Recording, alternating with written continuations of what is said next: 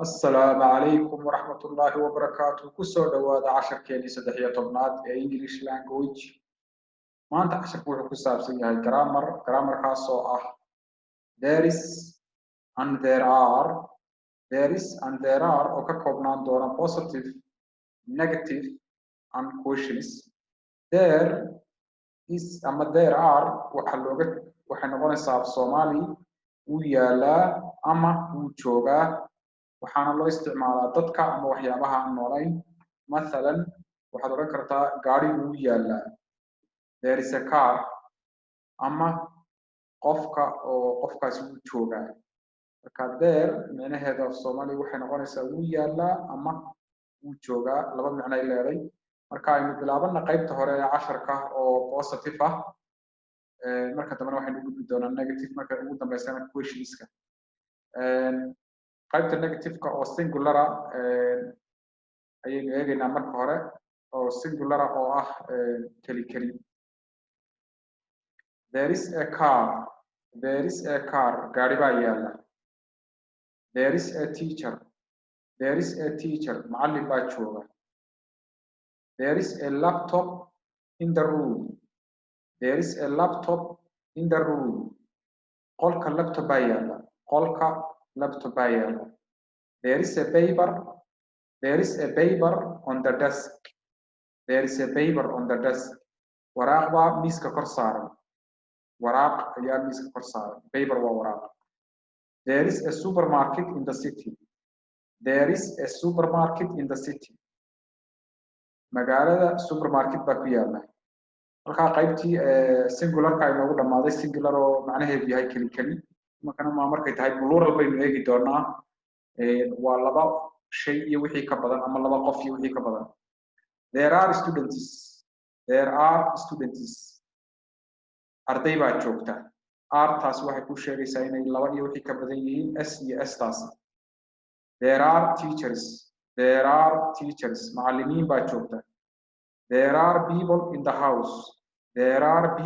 house dad ayaa guriga jooga there are roads in the city wadooyin baa ku yaala magaalada there are cars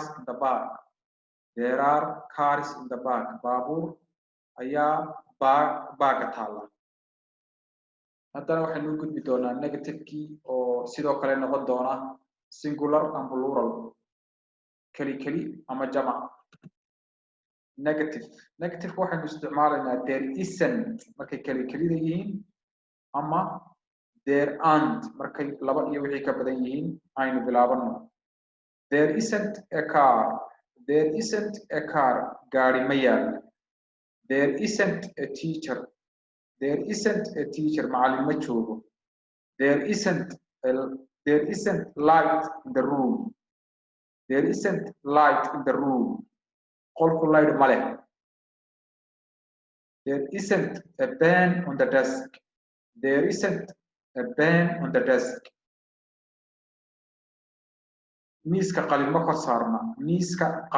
kor saarna there isn't a shop in the city magaalada dukaan kuma yaala haddana aynu gudubno markay yihiin jamac there aren't cars in the back baabuuri ma yaaliin baaga ama car baaga there aren't students arday ma joogto waa laba iyo wixii ka badan there aren't chairs in the house kuraasi ma taal guriga kuraasi ma taalo kuraasi ma yaaliin there aren't pens on the desk qalimaani ma kor saarna miiska ma kor saarna ta u dambaysa there aren't shops in the city magaalada dukaamo kuma yaaliin halkaa waxay noogu dhamaaday qaybtii negative-ka ahayd haddana waxaynu gudbi doonaa qaybtii su'aalaha there oo loo isticmaalo su'aalo questions waxaa la isticmaalaa is there markay kala kelida yihiin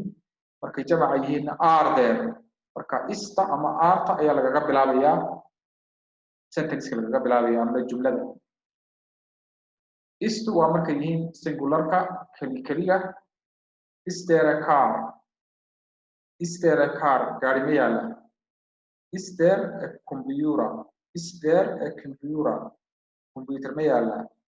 is there a lamp on the desk is there a lamp on the desk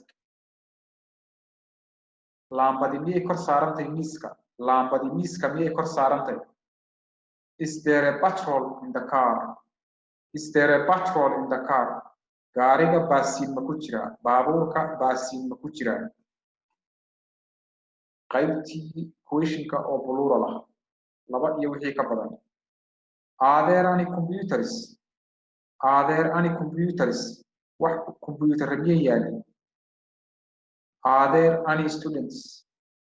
are there any students arday miyay joogtaa are there any people with you are there any people with you dad miyay kula joogaan are there any books to buy are there any books to buy buugaag la iibsadaa miyay yaalin intaana waxay noogu dhamaaday qaybtii saddexaad haddana waxaynu eegi doonaa qaybtii ugu dambeysay oo kelmadaha cusub ee casharka ku jira road wado city magaalo paper warqad shop dukaan petrol benzine buy iibso ama buy iibso halkaa waxay noogu dhamaaday casharkii 13aad intaynu isku arki doonaa casharka dambe thank you very much for watching assalamu alaikum warahmatullahi wabarakatuh